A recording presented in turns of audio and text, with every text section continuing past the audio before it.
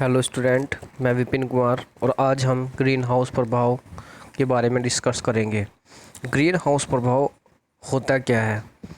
जब सूर्य की किरणें पृथ्वी पर आ जाती है लेकिन वो वापस नहीं जाती है, उसे हम ग्रीन हाउस प्रभाव कहते हैं, जिससे सूर्य की किरणों से पृथ्वी का टेम्परेचर बढ़ जाता है। ठीक है स्टूडेंट, तो जब सूर्य की किरणें पृथ्वी पर आती है और वापस नहीं जा पाती तो उससे क्या होता है कि पृथ्वी का टेम्परेचर बढ़ जाता है, जिसे हम ग्रीन हाउस प्रभाव कहते हैं।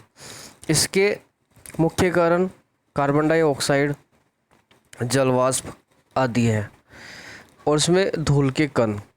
तो इससे क्या होता है कि एक लेयर बन जाती है, जैसे कांच की लेयर होती है। उससे क्या होता है कि जो धूल के कण होते हैं वो क्या करते हैं कि जो सूर्य की किरणें होती हैं उन्हें पृथ्वी पर तो आने देते हैं बट वापस जाने नहीं देते हैं।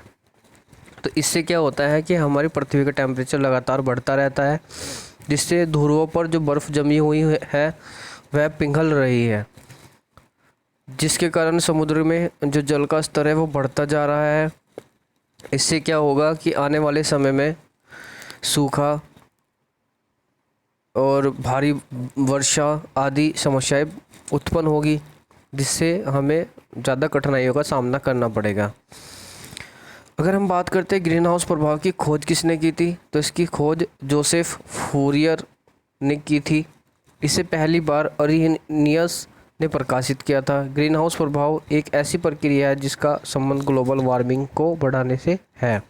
ग्रीन हाउस प्रभाव में तापमान को नियंत्रित करने वाली लघु तरंगों का सौर विकिरण हो जाता है और यह तरंगें भूपृष्ठ पर पहुंच जाती है, जिससे वह गर्म हो जाता है। तो इसमें जो मुख्य गैसें होती है वो कार्बन डाइऑक्साइड और जलवाष्प होती है। और हमारा जो भारत है, भारत में लगभग 0.2 टन कार्बन डाइऑक्साइड उत्सर्जित होती है।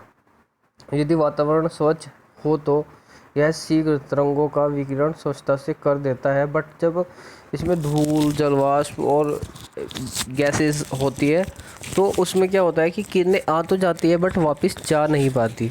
उससे क्या होता है कि टेम्परेचर लगातार बढ़ता रहता है। जैसे आप सभी ने देखा होगा कि खेतों में एक घर सा बनाते हैं और उसमें पौधों को हम उगाते हैं, तो उसमें क्या होता है कि जो बाहर से किरणें आती है वो अंदर चली जाती है, बट अंदर से किरणें वापस नहीं जाती, तो अंदर का जो टेम्परेचर होता है वो ज़्यादा होता है बाहर के अकॉर्डिंग।